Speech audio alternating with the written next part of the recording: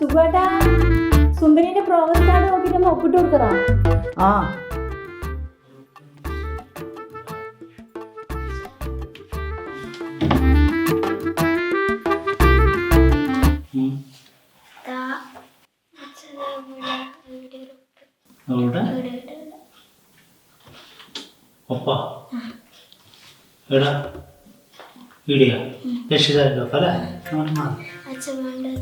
Mark നോക്കിയിട്ടല്ലേ ഒപ്പിടണ്ടേ?